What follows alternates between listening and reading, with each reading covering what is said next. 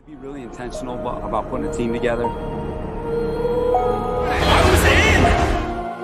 Crawled out of the pound and started screaming. How good is Joey Bosa? Herbert, rolling, looking, throwing, end zone, touchdown, intercepted. Derwin James. Derwin was there. You got to be on a mission every day in the NFL. But even more than that, you got to be on a mission together. Great hands, Keenan Allen. The Los Angeles Chargers select Rashawn Slater. Asante Samuel Jr. That was late. Stop! Oh, I'm stopping y'all boys. I can't catch it. Intercepted. Picked off by Michael Davis. Explosion, explosiveness from Eckler. There's Murphy. Boy, he blew that up, didn't he? It is picked off. Nasir Adderley. 50-50 ball is 100%. Mike Williams. Ojeda, Nuances, and that will end it. Time to bolt up.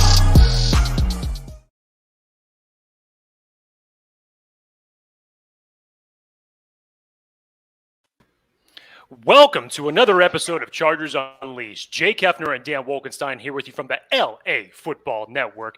Today's show, of course, is being brought to you by Charger Bolt Family, Brewery X in Anaheim, and UFC Fit in Temecula. Dan Wolkenstein, I got to say, after a much-needed vacation for myself, I've been gone since last Thursday, just got back at about 11:45 last night. I'm definitely still feeling the jet lag. Came back with a insane weird sunburn because it was windy out there, so I'd be putting the sunscreen on. I kind of got like, it just all over here. We got zebras. But definitely wasn't burned as badly as I was watching the game on Sunday. And you know what the best part about this is, Dan, is that I feel like this is falling right back into our usual element. This is the first type of podcast that will rival many of the podcasts of 2020 that you and I had, whereas Dan Wolkenstein, of course, my co-host, is normally the optimist of the two of us. And guilty as charged, I am the pessimist of this duo. So we had to endure watching the first Chargers loss of 2021. Wow. Sloppy, undisciplined. Yes, bad officiating, but just an overall poorly executed game from the Chargers in a lot of different aspects. There were some good things go, and we will, of course, talk about those. Some good takeaways, believe it or not, for everybody who is up in their feelings. But the feelings will be thrown against the wall today. That's why Dan and I wanted to do this live, because obviously we want to get a chance to talk to all of you. Dan, I know there were 5 total voicemails that were left on the Chargers Unleashed hotline. I'm sure that those will be entertaining, to say the very least. So I cannot wait to get into that. But Dan Wolkenstein, hello, sir. Floor. Oh, man. Well, Jake, welcome back to the mainland. When you showed me your picture of your sunburn, I was dying.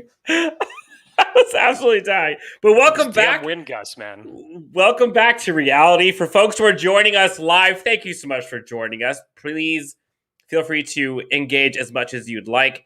Comment whether you're with us on YouTube, on Facebook, on Twitter, wherever you are. Come say hi. We'll go ahead, as always, put those comments up on the screen as we go through today. Again, for folks who have not yet subscribed, we have some special guests coming on to the show sneak peek this coming day, actually tomorrow and the day after, Jake. We've got 2 straight back-to-back special guests to help us cover on a this short week. Kansas City Chiefs huge matchup coming up. But we get to talk about what was a loss, 20-17. Chargers go down to the Dallas Cowboys. Obviously, we'll go into the good and the bad. We'll go into some SoFi stuff because, Jake, I was there and got to witness it firsthand.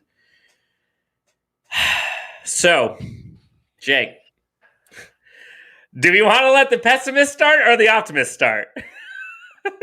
It's always nice to hear the pessimist after the fact because, Dan, you'll talk about this, and I know this is going to be one of those rare occasions where you and I don't differ that much. Because I know that you're actually bringing a little bit of pessimism in your shopping bag today. But you know what? By all means, go ahead and kick us off. Let's get the good stuff out of the way, because I'm sure a majority of this show is going to be talking about the bad, what needs to improve, and where do we go from here. So go ahead. Whew, okay, good stuff. Well, so let's start off the good stuff with some hellos. Jason Rosenberg, what's up, guys? Got Williams Escobar with a bunch of lightning bolts. Jason, we are doing quite well on this fine hump day on a Wednesdays. Robert Carper, what's up? Thanks for joining us. Got a lot of folks coming to us from YouTube right now, which is fun. Curtis has given us a quick sneak peek. It's not that they lost, it's how they lost. That's tiptoeing into the land of Jake's pessimism. Oh, yeah. So let's get into what I think are some positives. And we'll get back to positives because I know Jake's going to try to rip this from me and make this into a negative cluster. But no, there were some positives that came from this game. Number one, Chargers fans, we got to go to a home game in SoFi. And Jake, I got to tell you, I was at Thunder Alley, got there bright and early before all the traffic because I heard traffic was going to be a cluster. Thunder Alley was unreal. Like, it was, I have not seen that much tailgating for Chargers events in a minute. Thunder Alley was great. And SoFi, dare I say, pun intended, was electric. And for all of the folks who are sitting here who were not at the game, bitching about us having no fans or us being overrun by Cowboys fans, you don't know what you're talking about. Stop lying. Stop talking. Was Bill Plaschke at the game? No, I don't think he was, but he sure sounded like he was. Sure sounded like he was, but I will say, so positive. For a Chargers team who has gone through all of what happened on the San Diego stuff, then in a soccer stadium getting overrun, 70-30 by opposing fans, and we could talk about the economics and the reasons why, but long story short, it happened. To then go up against a Cowboys team as their home opener, who arguably has the most well-traveled fan base in the entire NFL, Chargers fans showed up in spades. In my section, Chargers fans 100% outnumbered Cowboys fans. Probably 70-30 in my section. But overall, about 50-50. We had Dak Prescott having to call timeouts, delay a game penalties happening. Dare I say we had a home field advantage. Now, yes, there were a ton of Cowboys fans. Fully expected. Nothing like what we saw in years past. 50-50 split. Arguably, you could say Chargers may have had the edge in some sections, flipped the other way. But overall, huge success for SoFi. You even heard some of the players talk about it during the mic'd up with Derwin James, how they heard us loud and clear. This is just the beginning. Congrats. Props to everyone who showed up. Positive. Positive number two, Jake. We saw a bunch of mistakes and things that were happening in this game. And a lot of people are going to talk about Justin Herbert and his interceptions. One of them was a great play by Diggs. The other one, Keenan Allen, was tripped. Didn't just fall, was tripped. Throws the ball in the end zone, although you could argue he should have thrown it somewhere else. But yes. Otherwise, go back, and after watching that game, Jake, Justin Herbert had himself a damn day. Take away all of the penalties and all of the officiating crap that we had to deal with. He damn well could have thrown for 500 yards on Sunday. Like, not even exaggerating. He lost 50 yards by itself on the one play to Donald Parham for the touchdown. So Justin Herbert, positive. He balled out. You saw some throws, Jake, and it's hard to get a feel for how good some of these throws are. But when you're live and you see some of the throws that he makes, it's just unreal. So positive there. Positive number three. I would argue our defense, for how horrific our run defense was in the first half, even second half, at the end of the day, Jake, 6 points in the second half given up to the Cowboys, who have a pretty darn good offense. 3 of which.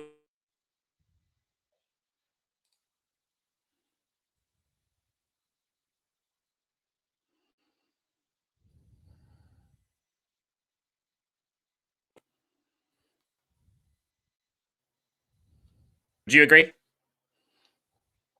I apologize because you cut out there for a second, Yeah. so I did not actually hear the question.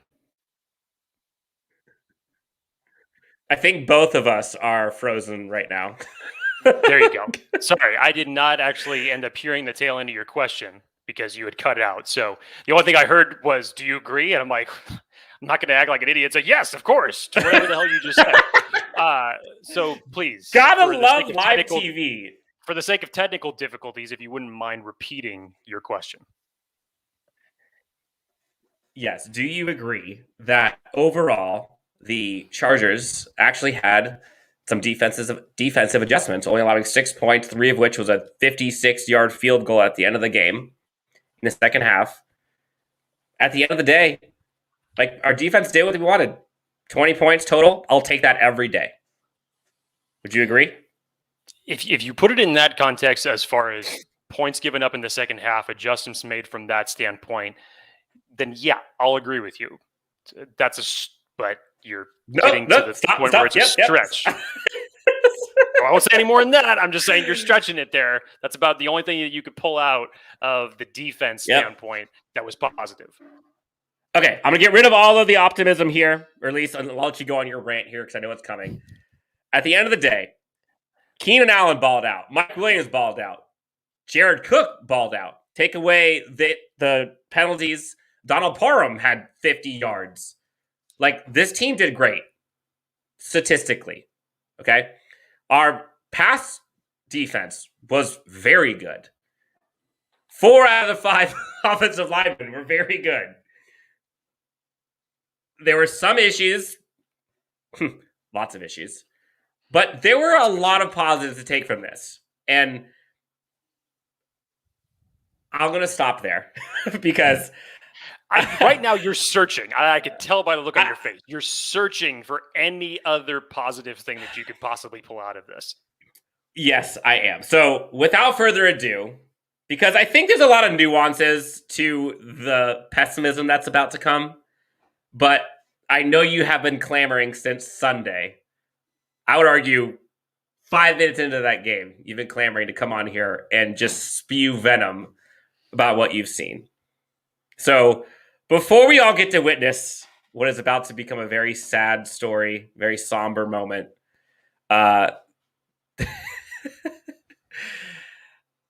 let's all just take a moment and appreciate what we're about to see. Jake, the floor is yours, sir. All right. If you told me I'm so scared. Dak Prescott was going to finish this game throwing for just over 275, 0 touchdowns, and an interception, I would have bet money, 100%, that I would have said that the Chargers won this game. There's no way that happens and this team loses. No way. Of course, we're not living in the perfect universe. We're not living in Dan Wolkenstein's so-called rainbow land. It's beautiful We there. live in that world. So what, unfortunately, that myself, Dan Wolkenstein, and the rest of the Chargers fan base had to witness was a very undisciplined, prepared team. You have to admit that with all the penalties. Some questionables, yes. I'm not going to completely eliminate the officiating because the Chargers had several opportunities that they screwed up themselves to not take control of this game. Can't take away the officiating, but I'm not going to put 100% blame on the officiating either because there were several opportunities that this team had to overcome those type of things from the officials. But I was witnessing a run game, and Dan, this is when I texted you when I saw and started hearing the lines. 76 yards rushing allowed in the first quarter. 76 yards rushing allowed in the first quarter. One more time for the folks in the back. By the time that the game was done, the Chargers had yielded over 200 yards rushing, over 100 yards to a backup running back, mind you. This made me remember the days of when Adrian Peterson took it nearly, 293, if I remember the number correctly, back in 2007. That sucked. It was like this because Minnesota didn't need to do anything except tout the ball to AP.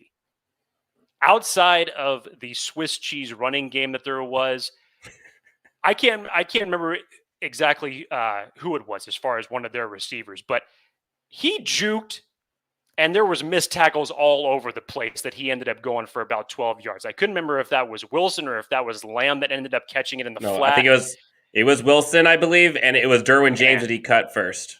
I mean, there were missed tackles all over the place, Dan, and that is something that's carrying over from last week at Washington as well. So that needs to get straightened out in a hurry. Offensively, man, oh man, you got to start and finish with Storm Norton. Storm Norton, say what you will about it being a backup offensive lineman, gave one of the worst performances by any offensive lineman in the history of the NFL to an individual, not taking anything away from his college accolades and where he was drafted. Micah Parsons is a hell of a player, but he gave up 10 total pressures to a man that had not played defensive end since high school. The offense could not get going. Justin Herbert was out of sorts. By the way that Micah Parsons was dominating that side of the line, it gave Dallas's defense more of a flexibility to disguise their pressures and where else it was coming from. Obviously, Rashawn Slater did what he could. He ended up allowing 4. Corey Linsley, Matt Filer, they ended up having good games. I don't even think that they ended up yielding any pressures throughout this game. But Justin Herbert, for a majority of the game, looked like he was running for his life. He was out of sorts trying to make plays any way that he could. And to his credit, still threw for over 300 yards and had multiple opportunities to put it in the end zone. Now, Dan, my biggest gripe here is going to be of 2 things. Because what I'm going to really harp on today is trends. Not so much what took place in the Dallas game, because we can pick that apart all day, every day. I'm sure we're going to be repeating ourselves from everybody that's in the chat room for everything that they have to get off their chest. I'm sure from what people are going to be saying on the Chargers Unleashed hotline later. But there's 2 trends here that need to get fixed in a hurry. Number 1, obviously, the run defense. This run defense has yielded over 350 yards on the ground in the last 2 weeks. That has to stop. Dan, I've been saying it and saying it and saying it for months that one of the biggest weaknesses of this team that I felt was the depth at interior defensive line. We didn't have Justin Jones this week, which we missed Justin Jones against Dallas. That is for sure. You let Cortez Broughton walk in free agency. Arguably throughout training camp, he was one of your more better run-stuffing defensive linemen that you had. Linval Joseph's only one man. He can only do so much. Jerry Tillery, he had his moments, but he's not at the point where he's going to be able to make that type of jump. Plus, it's never been his bread and butter since the days of Notre Dame for him. So this run defense, I don't know how you're going to fix it, but it damn sure isn't going to get fixed in 1 week. Whether it's from a personnel standpoint, obviously, number 1, you need Justin Jones back. You need to add something. Okay, I'm going to push back for a second. Before you go to your second point, the interior defensive line, I know, has been a concern of yours for quite some time. And Brandon Staley was asked about kind of the gashes that they gave up in the run defense all day long. I know what you're about to say. And he talked about schematically, they had the right defense to stop their run. And folks just flat out did not execute. In a future episode, we'll go into the semantics and the specifics of what he meant by that.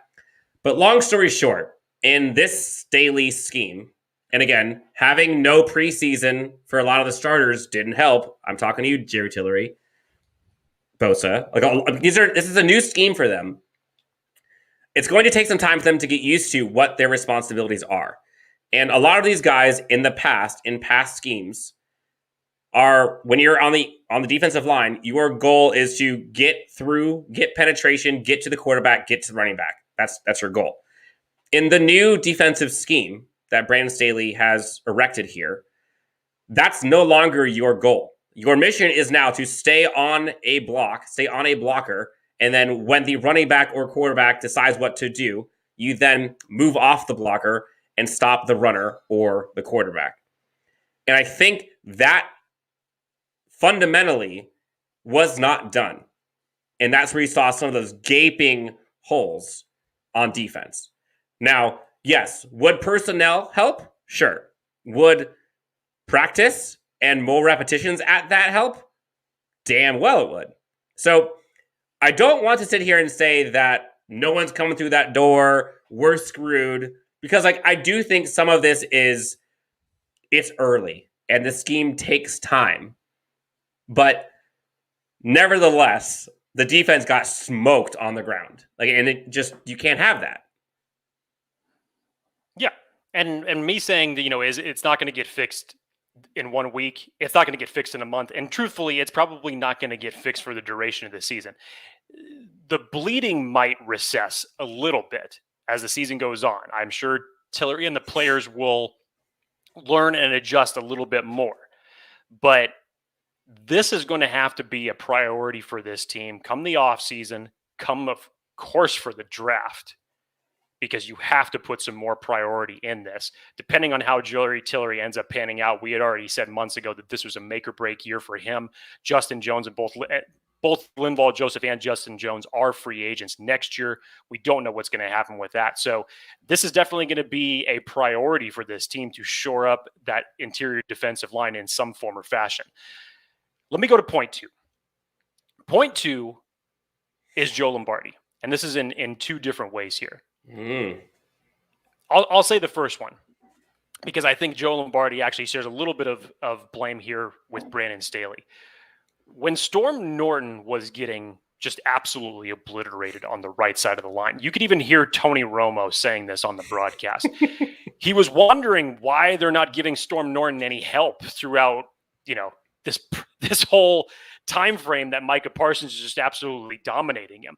I thought that when they eventually did end up giving him help and putting a tight end on that side, just to give Parsons a little bit of chip off the line, by that point, they should have done it much sooner. So that's one adjustment I think that they could have done better as the game went on. You got to jump on that sooner when you can see that almost every single snap, Micah Parsons just blowing through that line. But here's the bigger blame, and this is more solely on Joe Lombardi, in my opinion. The Chargers have had 10 trips to the red zone, Dan. Only 3 of them have resulted in a touchdown. 3 of them, 3. I may not be a mathematician, but 30% is not good. No. Another 3 have, or 2, is it 2 or 3? It could be 2 or 3. Another 2 or 3 have resulted in turnovers, where the rest have been at best field goals, and I'm not even counting ones that have either been made or missed. But like you said, Dan, a 30% touchdown ratio out of 10 red zone trips is not what we expected for this team. 10 red zone trips is fine, but you have to learn to put people away when you have those type of opportunities. And the Chargers have missed numerous opportunities. Officiating aside, I get that. We'll get into that. But the Chargers, and more specifically, Joe Lombardi, has to understand what he can do to scheme up a better way for the Chargers to get 7 on the board. I'm still waiting for the 2 tight end sets that I was expecting to have in the red zone. That hasn't happened yet. I liked the fact that we got Jared Cook involved a little bit more. Obviously, that didn't end up coming to fruition given the officiating scenario. But I'm looking for these type of mismatches. You have 2 huge guys here. I understand you're trying to match up personnel, what have you, but you got to do something better, especially when you're talking about who you're playing this next coming week, because 30% is not going to cut it against Kansas City.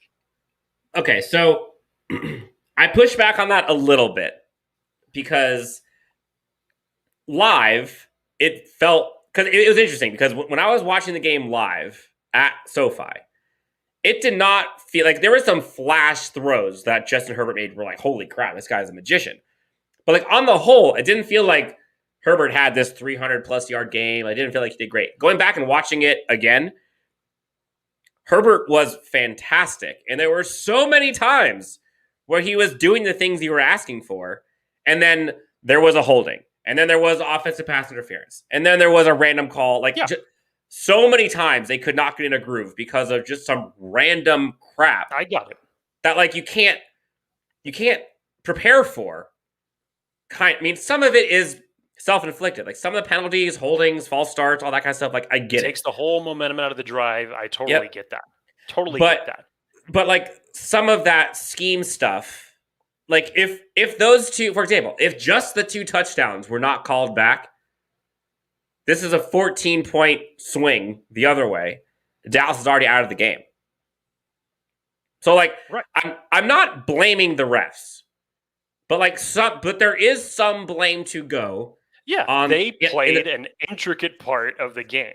There was bad officiating on both sides. Both sides. You look at Dallas. Dallas walked away with some. They got away with some calls. The Chargers got away with some calls.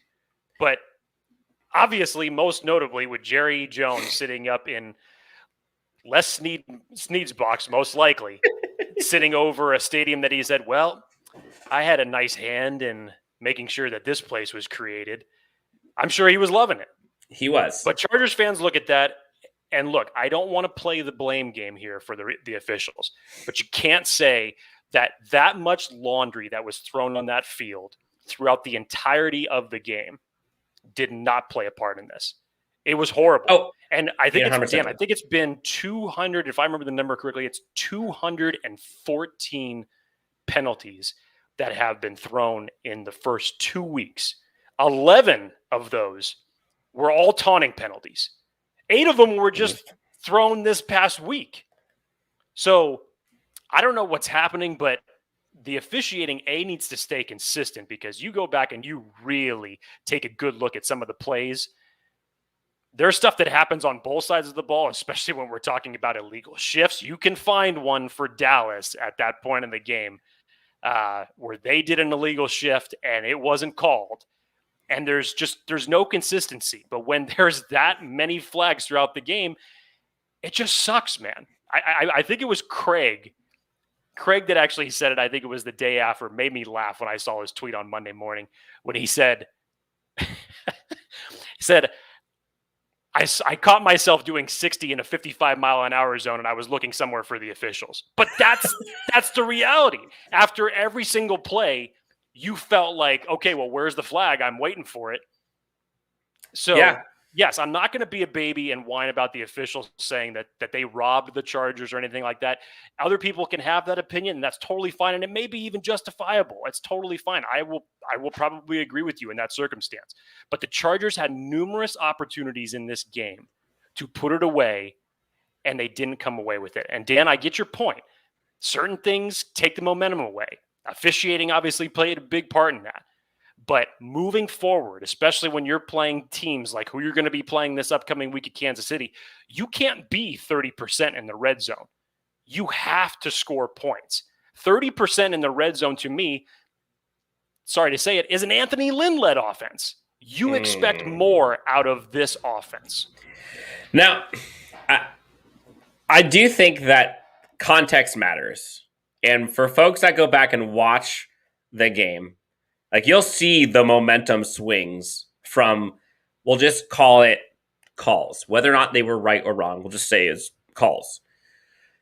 What makes it difficult is usually there's either incorrect calls or inconsistent calls. And that's kind of the theme that you're having to deal with. Where, one team got penalized for this, and why did the other team? Or, like, that was wrong.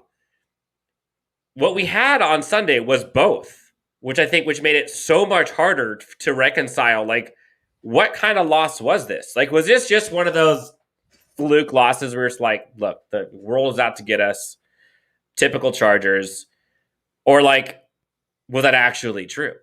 Like, did we get screwed?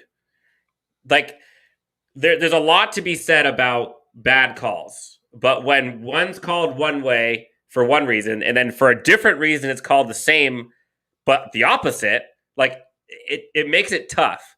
And so you saw like fourth down conversions due to penalties converted by the Cowboys, i.e. Kaiser White gets called for a defensive pass interference when he's trying to cover the running back in the flat. Fast forward to the end of the game, Keenan Allen falls, i.e. is tripped by defender, probably by mistake, maybe not called.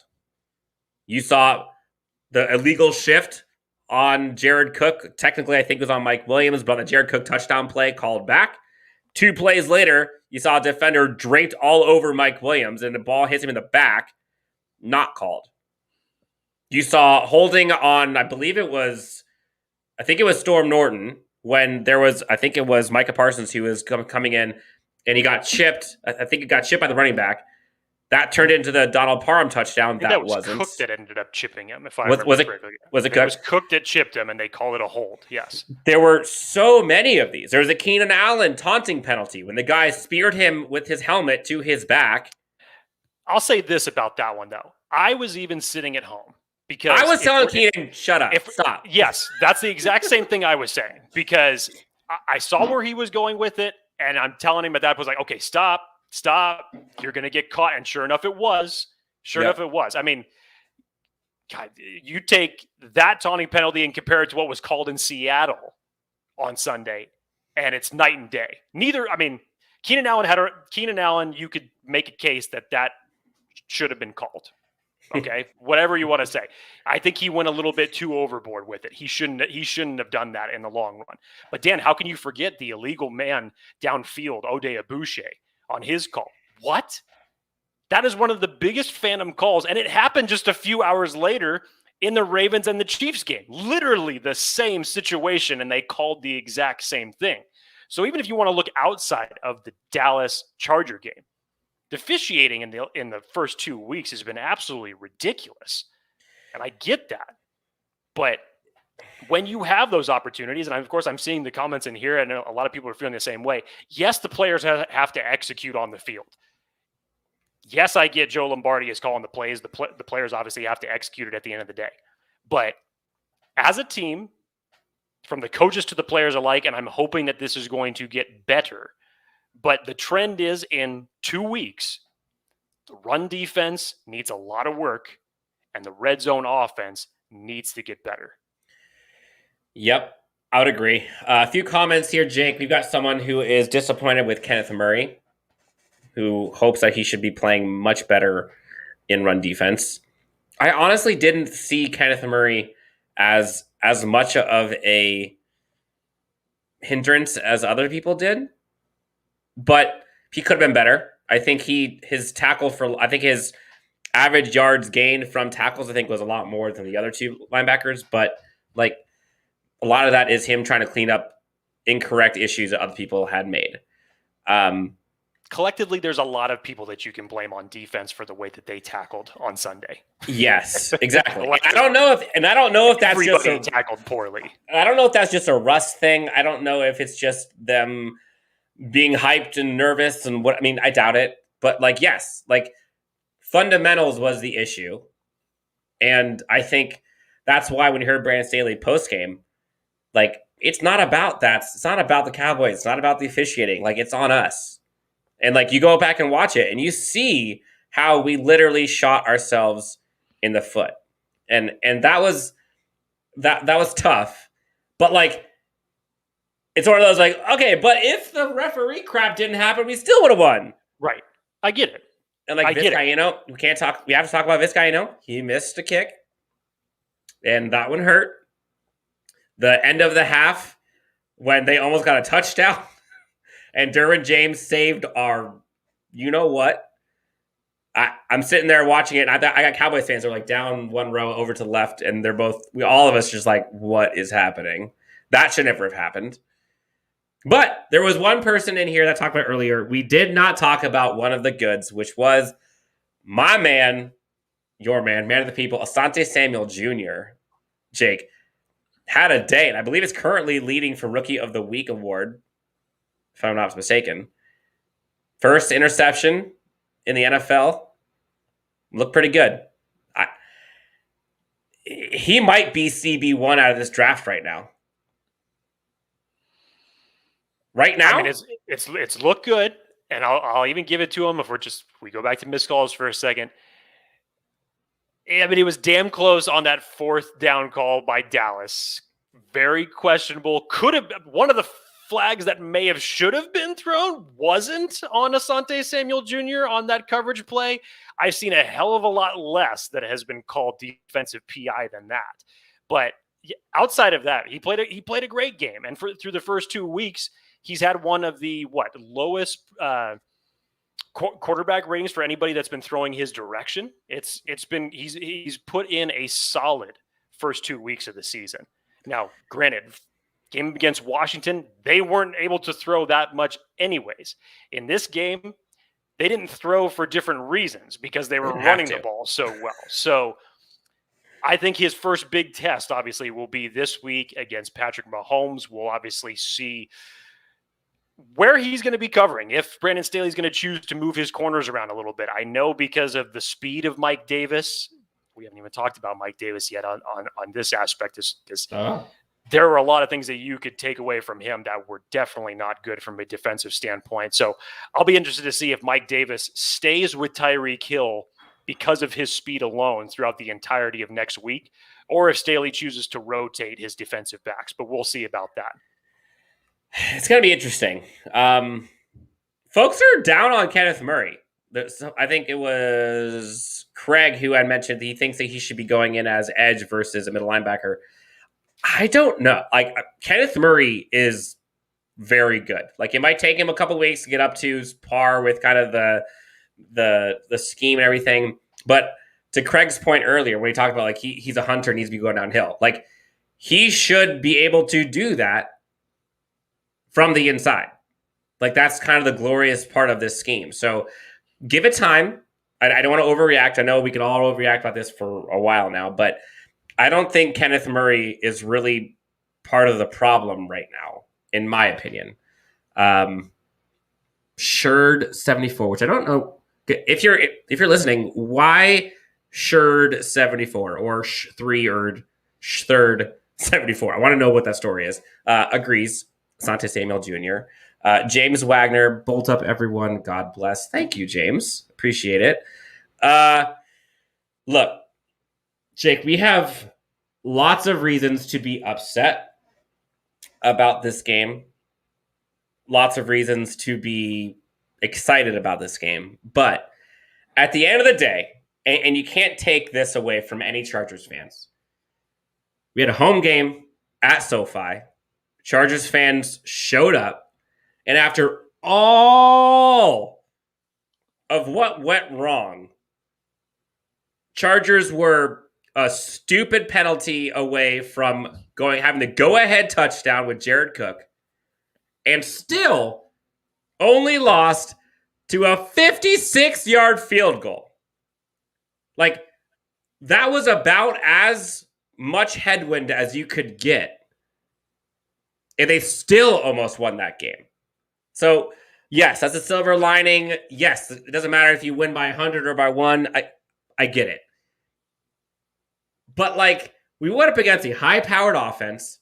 They scored 20 points.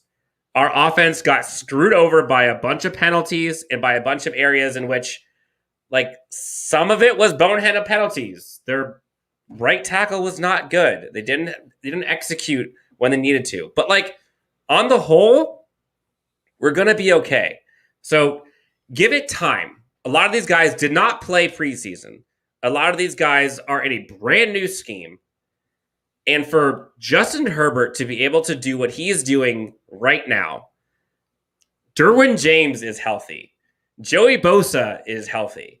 Like, things are coming into form here. And if you ask for it, to put it in perspective, 500-foot view, Jake, if we were rewinding to before week 1, would you have taken 1-1 through 2 weeks? I sure as hell would have. Well, sure. Like I said, if somehow the Chargers can find their way to a 3-3 or maybe, dream scenario, 4-2 record through this first 6-game stint, that would be amazing. We knew from the get-go these first 6 games were going to be insane. They're going to be tough. And now when you start looking and you have to start really looking at this from a running back scenario on the opposite team, you look at some of the running backs you have to go up against over the next 4 weeks. That's what you really need to eyeball. Again, it's not going to get fixed in 1 week. 1-1 necessarily isn't. 1-1's not the surprise, Dan. But much like everybody has said in the comment section, it's more of how the Chargers lost. It's more of how they did it than the one loss in the column right now. Now, but again, the reason they lost, when you say why they lost, what are you alluding to? Are we talking officiating? Are we talking like what do you mean by how they lost? It's how they lost, Dan, because yes, I can only blame officiating so far. That's just me. I mean, I get it. The officiating came in, if you want to pigeonhole it to two crucial points in the game that took 14 points off the board for the Chargers. Okay, I get that. But take me through the rest of, the 3.5 quarters of the game. Self-inflicted penalties. Okay. You have a coaching staff that didn't adjust early enough to assist its right tackle that was clearly suffering, that was throwing its quarterback off throughout a majority of the first part of the game. Still threw for 300 yards. This offense, despite only putting up 20 points or fewer over the past 2 weeks, is still rated as a top 5 offense right now. Defensively, after everything that I just said about the run defense, as porous as it is, it's still 13th overall, but you have to look at that through the right microscope. It's because the Chargers have played one quarterback that got knocked out before halftime, another quarterback who barely threw the ball, and then a great quarterback that didn't have to throw the ball. And when he did, he threw an interception and threw for less than 300 yards, but didn't have to worry about it because the run game was going berserk. So look at that how you will. I get it. Pass defense has been better, but they're going to get a huge test come Sunday. They know this. This is not something that nobody knows. It's going to be a hard test. And yes, maybe Baltimore gave the Chargers a gift when they pulled out that win over the Chiefs to somehow keep them close, because we know that this is not the division to fall behind in if your goal is to make the playoffs. I will say, man, like, it felt so good to be at SoFi. The game was fun. We lost. That sucked. And then to go see, like, the Raiders win, and then you see the Broncos win, you're like, you got to be freaking kidding me. And, like, it was kind of not feeling good. You know what? I mean, cheap shot, but if I played the Jacksonville Jaguars and the New York Giants in my first 2 weeks too, we'd probably be talking about a 2-0 start for this team. Must be nice. But to see the Chiefs lose, I don't care how they lose. I don't care if, like, God himself came down and shined a bright light and blinded everyone on the Chiefs and made them lose. Like, they lost. That was a nice way to end what felt like a very beat a dead horse day for Chargers fans. But, Jake, one of the things that we get to go do today that we haven't done in a minute is we get to listen to the feedback and the emotions of not only one another, but probably one of my favorite parts, and I think what a lot of people had told us were their favorite part of these shows, of the recaps especially, was being able to vent their frustrations, being able to voice their concerns or excitement on the show, and have Jake Hefner listen and react live without ever hearing it until the very moment it is played. And you mentioned at the top, we got 5 voicemails, one of which came in right at the last second before we went live. And so, Jake, without further ado, for folks who have not called in, give us a call on the Chargers Unleashed hotline anytime. We will play them on upcoming episodes. For folks who have comments, feel free to put them in here. Keep going. Loving all the comments you guys are giving us. This is going to be a very fun segment. And again, this is going to be a staple of the show moving forward. So Chargers Unleashed Hotline, get used to it. Jake, are you ready for Hotline voicemail number 1? These are the reasons that I love this segment, because this is the time to get all the emotions out. I know I'm not the only one. Everybody's emotional in the comments. I'm sure these calls are going to be emotional. But after today, it's going to be gone. I'm going to be looking forward to Kansas City. I will be putting my optimism hat on, even though some people probably think that it doesn't exist. And the emotion out of me, like this, you won't see until the next time that the Chargers lose. So I'll put it away. I'm not going to be, just this pessimistic Pete guy for all time. So Pessimistic this is Pete. what these sessions are for.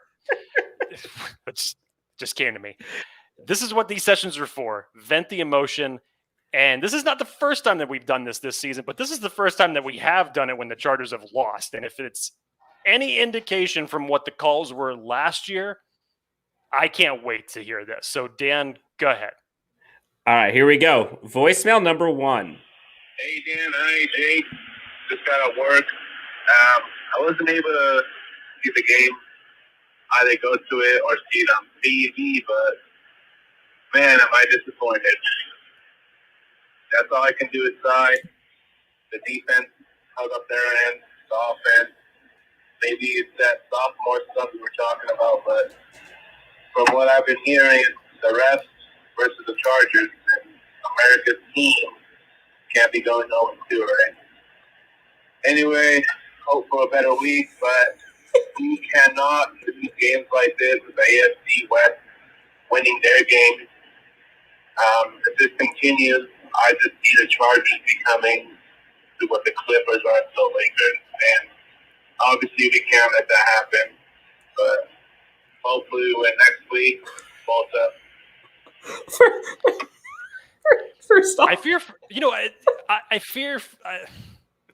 I think from like a level of emotion standpoint, for some reason, Dan, I think that you've listened to these and you're going to tier them going up as it relates from like overall depression to anger rage.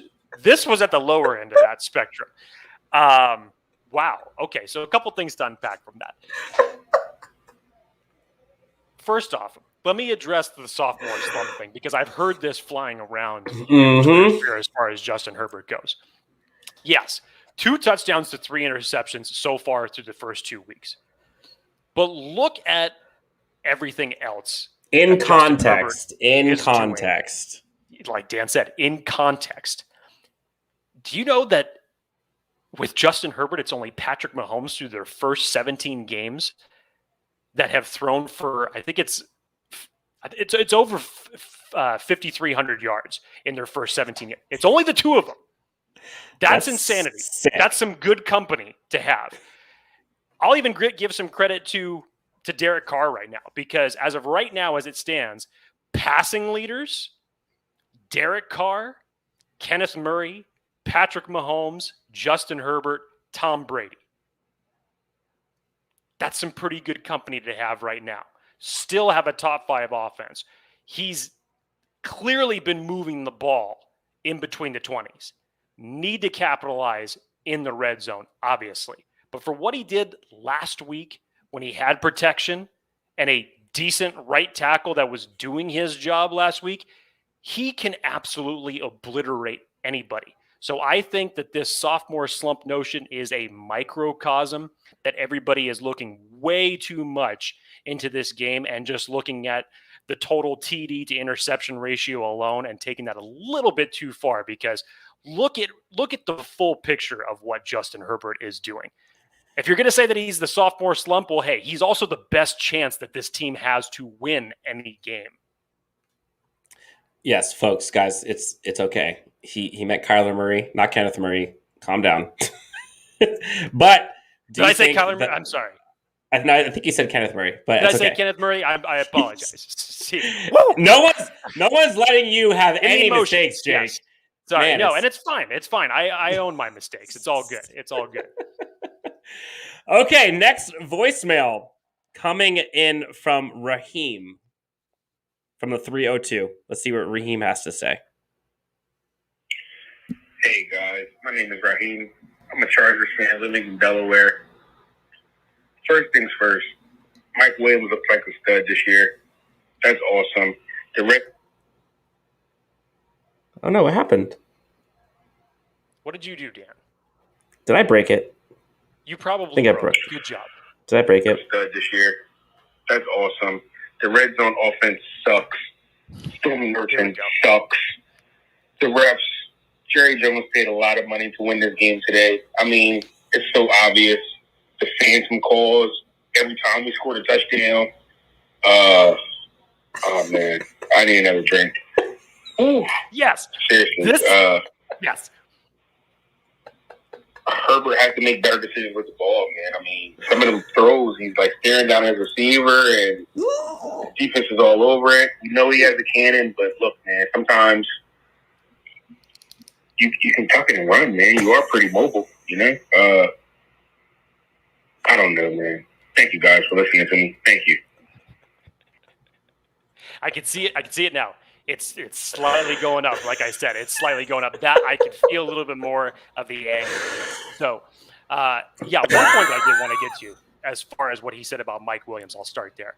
Because I wouldn't necessarily go as far as to say that I'm a Mike Williams hater. However, on this show, I have definitely had my low points with Mike Williams, as I know a lot of people have.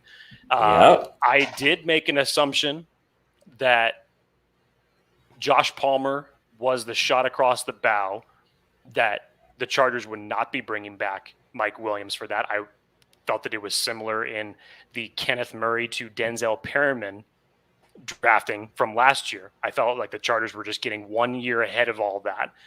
But what Mike Williams is doing right now, and Dan, I know that you're going to go all over this when I'm done talking. Can't wait. But Mike Williams, and maybe this is one thing that we can give Joe Lombardi a lot of credit to, because as everybody's saying, he's the X receiver now. This is the Michael Thomas role that he's essentially taking over in Joe Lombardi's type of offense.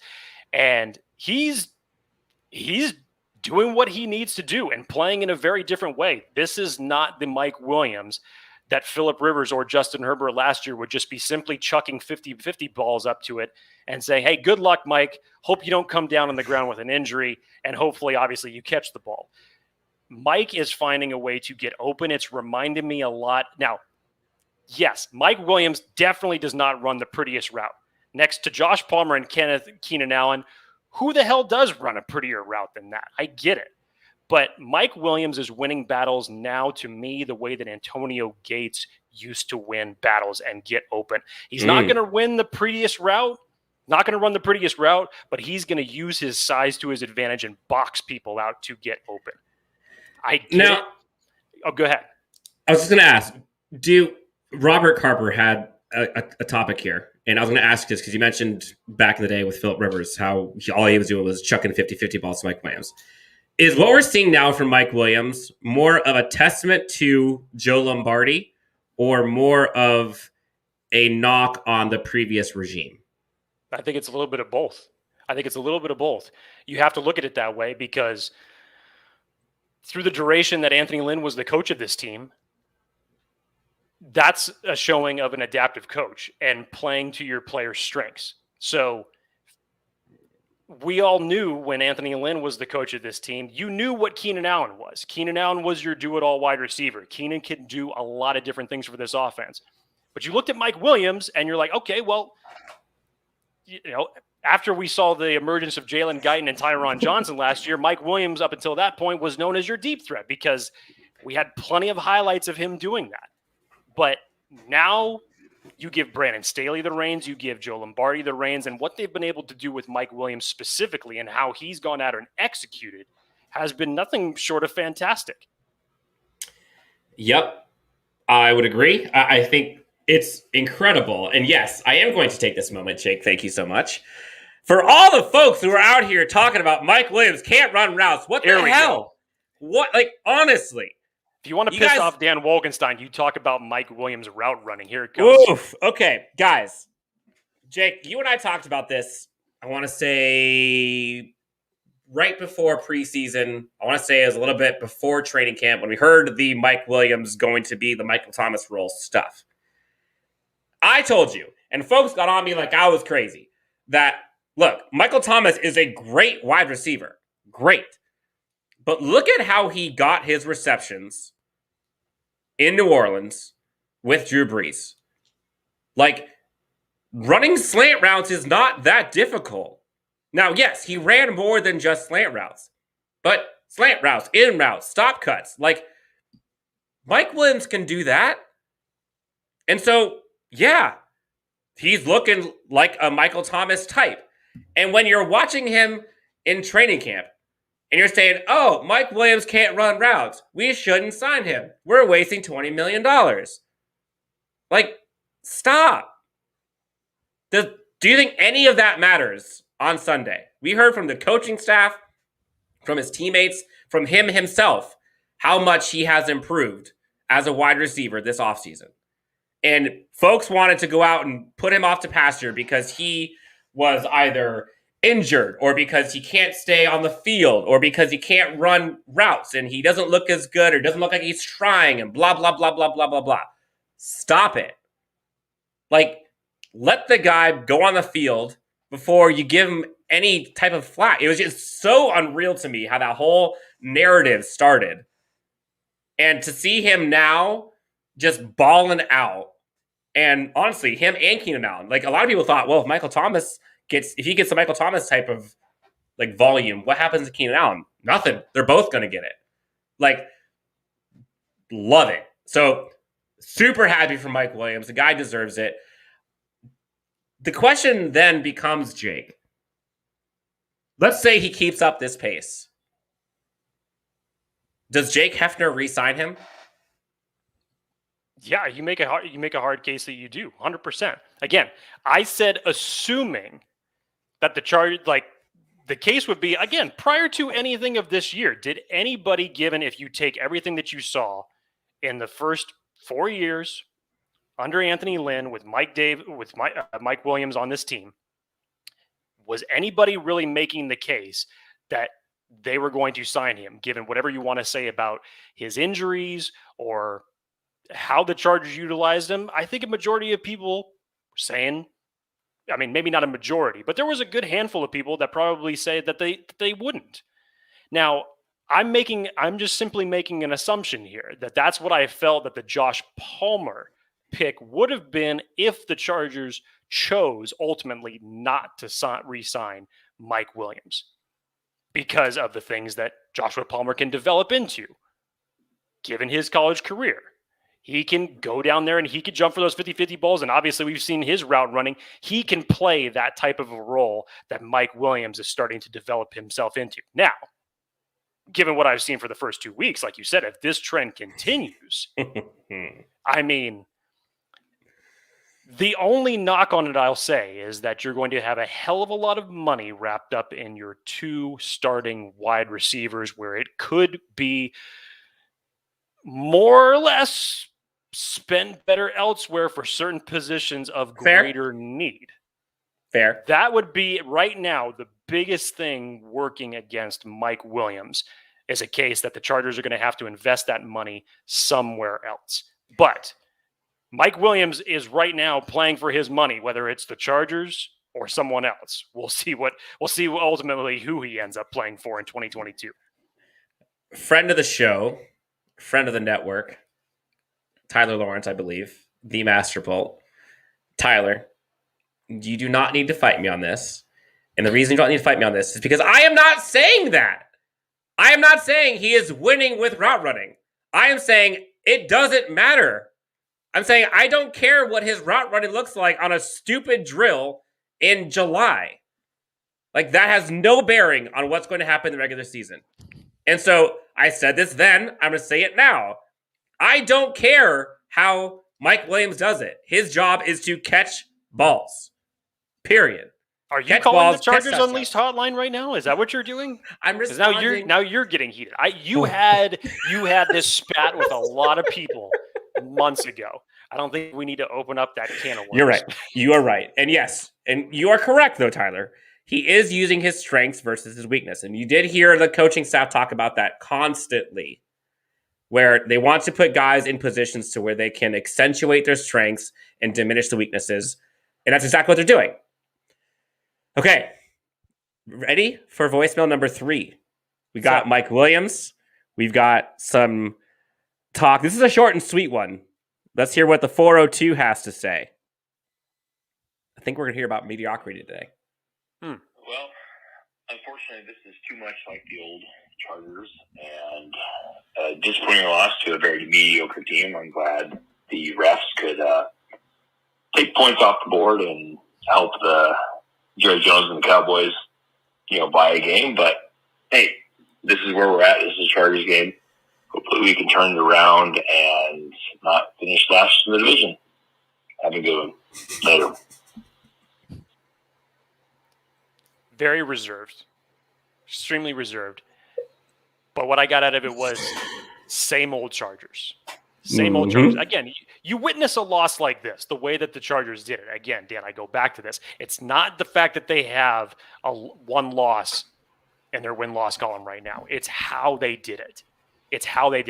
Poor execution at the end of the day. Regardless of whether it's Anthony Lynn, Norv Turner, Brandon Staley, or whoever else. It's poor execution that has gone on for the better part of a decade. Dan, you and I are sick of it. Chargers fan base is sick of seeing the same losses happen in similar fashion. Again, another loss to tally on for the big-time media to talk about as far as what they do in one-score games. They don't want to hear that anymore. So I get what he's talking about. But I will say this. If we're going to say the same old Chargers when they lose, think about if you can really say that when the Chargers win. Does it really feel the same from what you saw in Washington? Because there were a lot of things that were not going the Chargers' way. Again, there were some sloppy plays that were happening in Washington. And yet what took place in that game, you put together a drive the way they did to end that game in the final 6.5 minutes. That's not something the Chargers traditionally do. I do not remember seeing that. So that's a fair assessment to be in your feelings and think that it's same old Chargers because of a loss like that. I feel you. I understand it. Mm-hmm. But logically think about it when they win. The next time that they win, if you could say same old Chargers. Yep. And I honestly don't know if this had that same old Chargers type of feel to me in terms of like the loss. Like it did in the sense that we had some terrible calls go the wrong direction. And like it did because we saw some poor offensive line play from one player. But like otherwise, like it felt like it was kind of on its own with what it was. And I don't know. I think I talked to you about this, Jake, afterwards, where like after that loss, I don't know why. Maybe I was on a high because I was in SoFi. That was a great ride, by the way. I don't know. I don't think this was as bad of a loss as everybody was saying. Like, there were things that we could fix. There were things that went wrong. But to look that, like, this is going to sound weird, but to look that good in that bad of a loss, like, I'll take it. And again, 1-1 with this gauntlet of a schedule we have coming up. If we can just get to 3-3, I'm going to feel so good about the rest of the season. Yes, Kapil has been mentioning, and we talked about this earlier, 20 points is not bad. I would have taken 20 points before the game and would have expected our offense to be able to beat that. Lombardi is getting some flack, I will say. They agreed with you, Jake. There are some issues with the red zone conversion, believing this is a Lombardi issue. It could be. It could be. And again, let's give it time. We know he had a great stint in New Orleans. He had some issues in Detroit, came back to New Orleans. Everybody was high on him last week, so we can't just all of a sudden go flip-flop this week.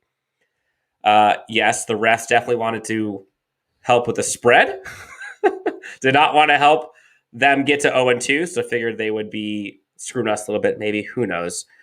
Robert brings it back, Jake. They lost so many games last year that they should have won. and against good teams. And I think that's probably where maybe this does feel like typical Chargers is that was the game we should have won. Of course. Of course And it is. It doesn't matter why we lost. Like, we lost. And that's probably where people are getting in that feeling. James is trying to bring some optimism. This is not the same old Chargers. This is not the same old Chargers. All right, voicemail number 4, Jake. We're churning through these. Let's hear from John, what John has to say.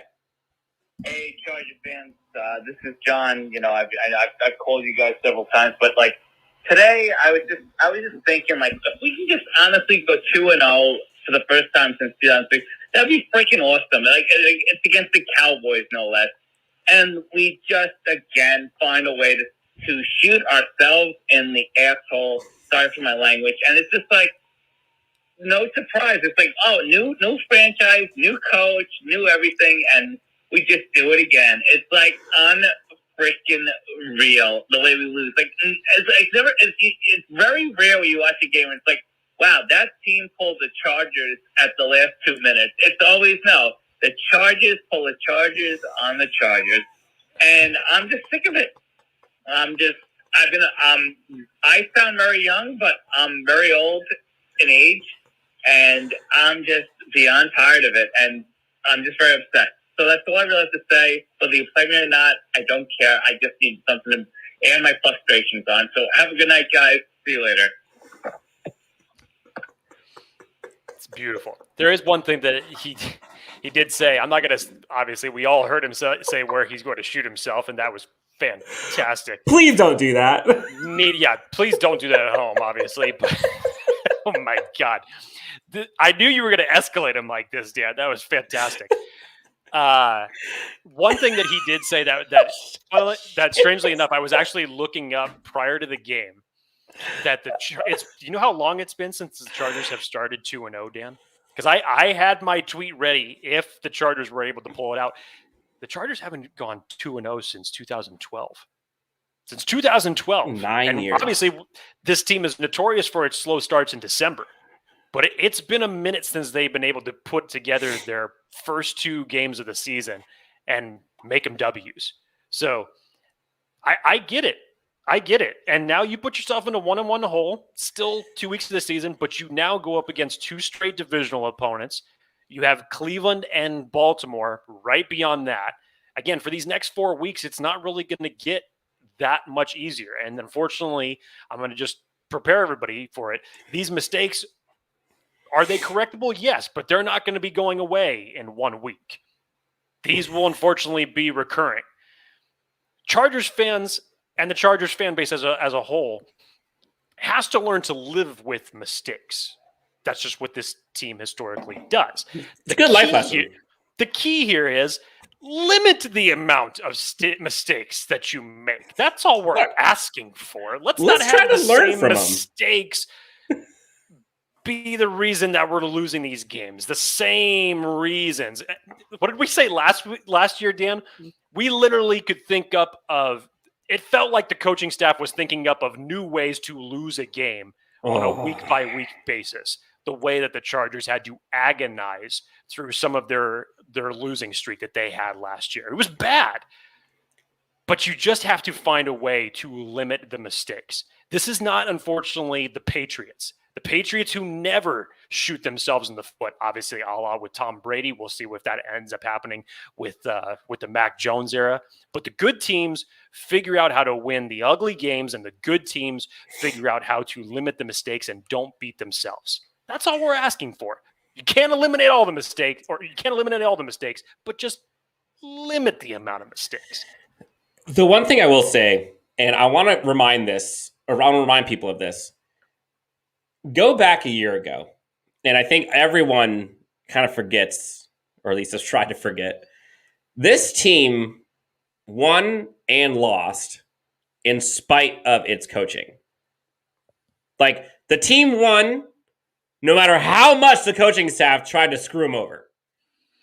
The team lost because the coaching staff screwed them over.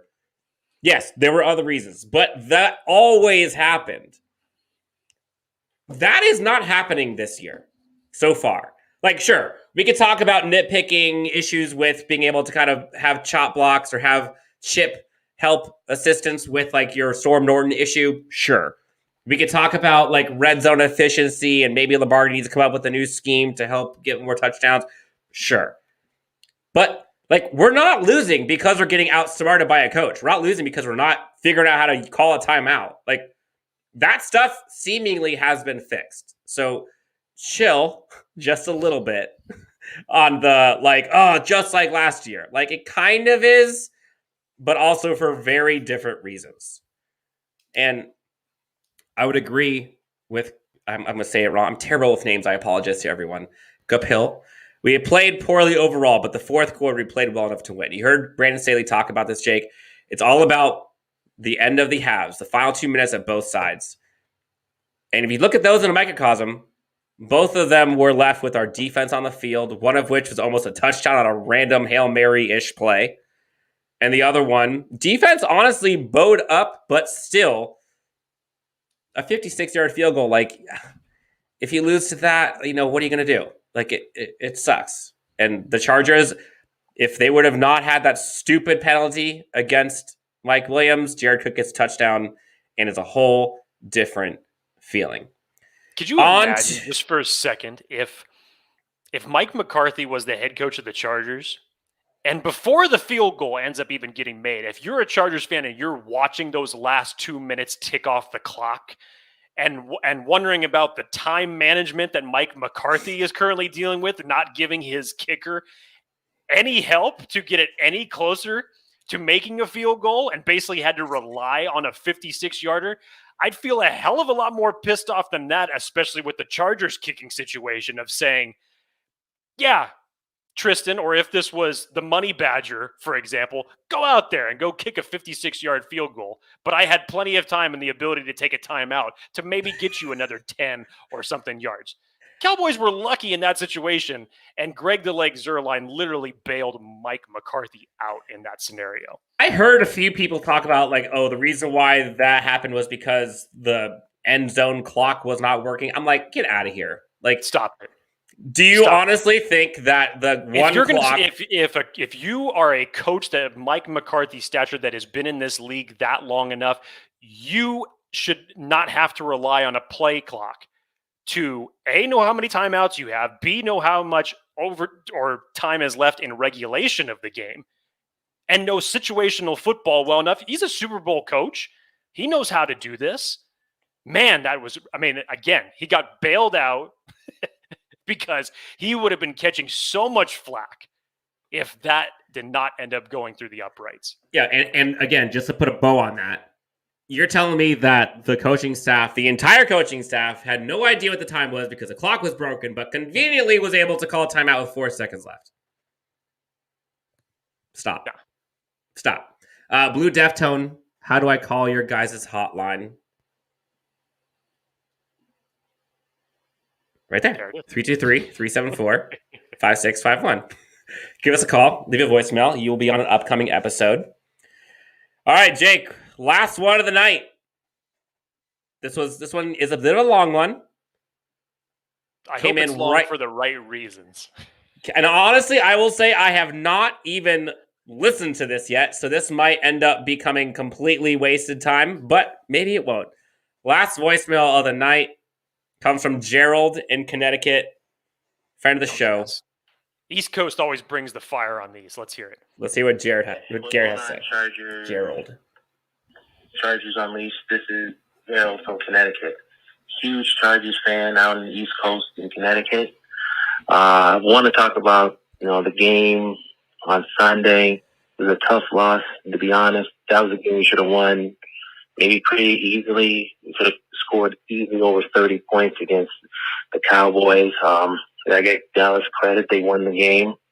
I think it was another missed opportunity, and the Chargers have had those, but I feel pretty differently with this Charger team. I think this team can make the playoffs, but they got to shore some things up, especially the run defense. They gave over 200 yards last Sunday. They got to fix that up. The offensive line didn't play particularly as well as week one. in week 2. So the loss of Brian Bulaga is big. Hopefully he'll come back pretty soon. And then the penalties. We're the most penalized team in the NFL through the first 2 weeks, and that's got to be cleaned up. But I really have high hopes for this team. I really feel this is a playoff team, and Brandon Staley is the right coach for this team. And I feel this team can do some great things, maybe this year into the future. And Justin Herbert and Keenan Allen, Mike Williams, Austin Eckler, Joey Bosa, Derwin James. And I think having the crowds back at SoFi is going to be a big deal. And I think they played with a lot of energy. The crowd helped out, but maybe a little bit anxious, made a lot of mental mistakes. So hopefully things can be cleaned up. But I'm pretty optimistic going forward. And we feel this Sunday is a big game against Kansas City. I'm sometimes pessimistic too than the Chargers, but I feel good. I feel this team can do some great things. So let me know what you think. Hold up from Connecticut. This is Gerald. Alrighty. Thanks a lot for taking my call. Bye. Thank you very much to Gerald from Connecticut for calling in. First off, Dan, before I respond to his points, so how much money did you wire to Connecticut to have him end this on this hotline on a positive note? How much? Hey! Go ahead. Let everybody know. How much did you wire? Hey, I wired him 37 lightning bolts, and they're on layaway, so it's probably going to take a while. Gerald! So $370. Got it. I can always count on Gerald or someone in the Bolt fam to bring this thing back around, take away all the pessimistic BS, bring it up, back to optimism, back to positivity. Jay, there were things that went wrong, sure. But if you look at it, grand scheme, there's a lot more that has gone right these past 2 weeks than, in my opinion, have gone wrong. And the things that have gone wrong are fixable. And you heard Brandon Staley talk about that today. Like some of the issues with the offensive line with Storm Norton, fixable, fundamental stuff. Some of the stuff with the defense and not being able to block or to defend the run was not a scheme issue. It was more of a execution issue. We've got arguably a top 5 quarterback. We've got a very good coaching staff. We've got ballers on both sides of the ball, whether it's offense or defense. Like, let's chill a little bit on the pessimism. I understand we're used to this stuff. Like, we're hurt. We've gotten so many scars in this Chargers team. But this is a new era, okay? And we have to give this team a little bit of time to get this right. So, that was 5 voicemails that we had since the week loss to the Dallas Cowboys. Again, for folks who are wanting to call in for the next episode, whether it's giving your predictions, whether it's your keys, whether it's your reactions to the games, give us a call at 323-374-5651, and you will also be on an upcoming Chargers Unleashed show. Jake, we have a fun week ahead. We get to go up and talk about the Kansas City Chiefs. We've got some special guests coming up that are going to help us with that. Anything else we want to talk about week 2 before we officially put a bow on it and get ready for week 3?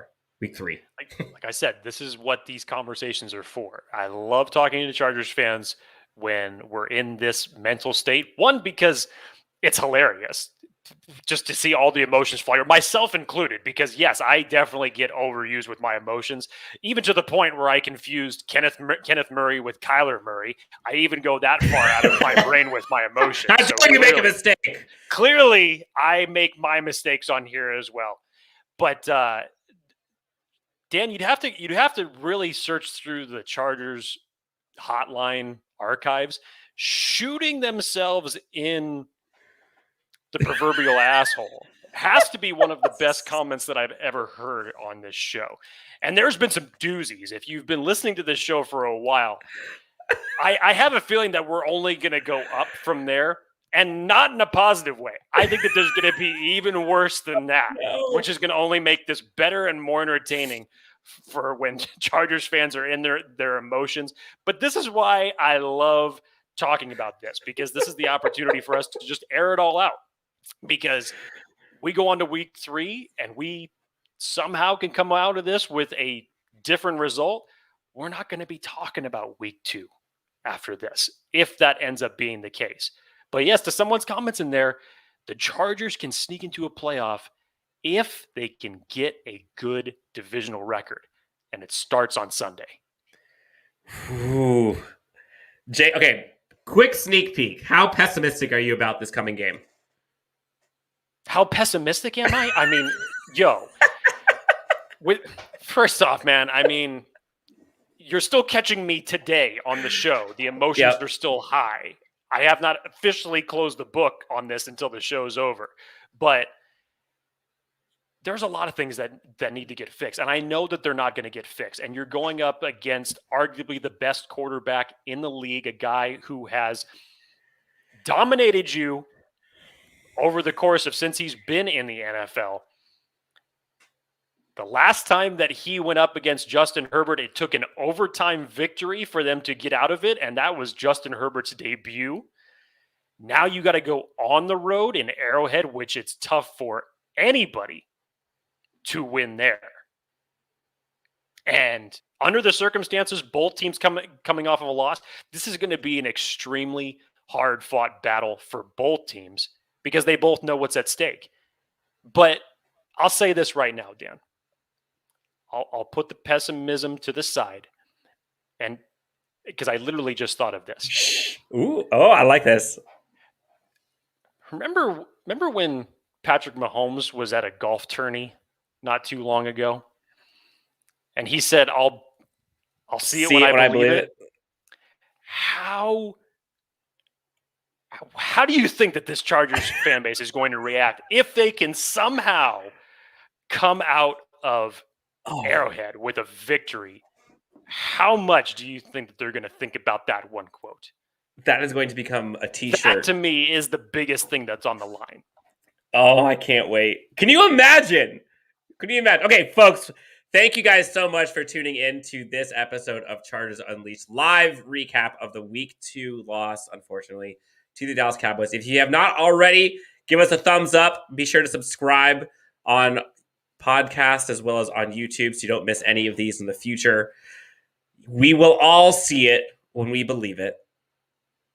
Before we close up shop, quick shout out. Thank you to everyone who has joined us today. There are far too many for us to be able to talk about. We got Tyler Lawrence, Julio, Blue Deftone, Shred74, James Wagner. We've got Kapil. We've got Matthew. We've got so many that I can't even get through. Robert. I'm going to keep going here. Jake, I think that we're over it. I can't do anymore. My eyes have gotten blurry. Guys, thank you so much for tuning in to Chargers Unleashed. You can find my lovely, beautiful co-host who is now back with his Hawaiian tan and the scrubs. It's now looking fresh. Jake, welcome back. You can find him on Twitter. I always use the guys over at Chargers Chat Podcast because nobody knows beards the way that those guys do on that show. So don't even try to compliment my beard, Dan, because it's nothing like their guys's. They are my muse if the day ever comes to where me growing a beard. But yeah, I got no shot. You can find Jake at Jake T. Hefner on Twitter, myself at Chargers Homer. Again, find us on Twitter, Instagram, YouTube, Facebook, and anywhere you find your podcast. Thank you to our friends over Charger Bolt family over at Brewery X, and of course, UFC Fit in Temecula for sponsoring the show. You'll be hearing from us tomorrow as we sneak peek the preview matchup with the Kansas City Chiefs. Guys, have a great night. Enjoy your evening, and we'll talk to you next time on Chargers Unleashed. Have a great night, guys. Stay safe and bolt up.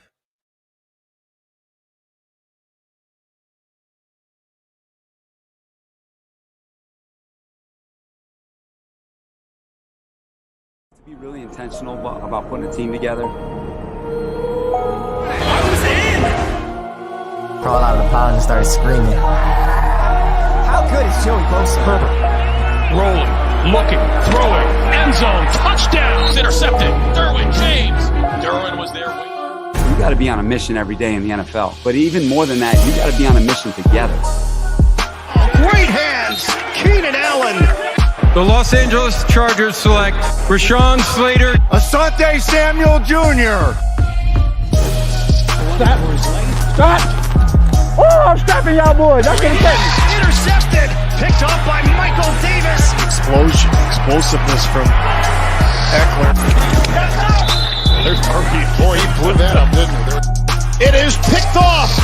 Nasir Adderley. 50-50 ball is 100%. Mike Williams. Nuances, and that will end it. Time to bolt up.